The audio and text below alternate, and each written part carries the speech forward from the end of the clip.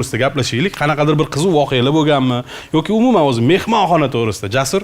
Endi qiziq voqeadan boshlayman, aka. Bo'ldi, gap bo'lishi mumkin emas. Gastrol safari bilan Tojikiston Respublikasiga qo'shni davlatga chiqdi.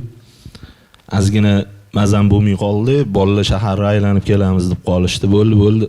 Sizlar aylanib kelaveringlar, men dam olaman ozgina dedim-da. Bolalar chiqib ketishdi. Endi meni aybim ingliz tilini bilmayman-da. Dush qabul qilib olay, konsert boshlanguncha o'zimga kelib olay deb dushga kirdim-da, dushda yozib qo'ygan ekan inglizchalab. Endi men o'qidim, baribir uni tushunmadim nimaligini. Shu bilan dushga kirdim. Shampunni oldim, shu boshlarni shampunlab, ko'zlar achishib ketgan. Dushga bitta kirsam, suv muz dedi, aka. Suv muz dedi. Keyin bo'lmadi keyin. Yaxshi internet bor, internetda o'sha so'zlarni qarasam, u dushga kirgandan keyin bitta odam 1 soatdan keyin kirishingiz kerak ekanda. Ha, siz ketma-ket kirgansiz orqasidan. Men bilmasdan kirib qo'yib. Keyin nima qildi? Tifal. Keyin oy. Menda ham bo'lgan.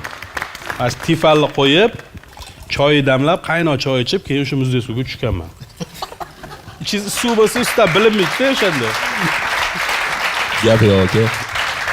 Qaranglar, Tojikistonda gostinitsada ingliz tili shart, o'rganib olinglar, ko'rdinglarmi? Ingliz tili shart. Mana hozir faqat gostinitsa. Jasurni ko'ryapsizlar, qanaqa jasur bolaligini, dushga tushish uchun ham polni ensiklopediyani yodlab, internetga kirib, keyin cho'miladi.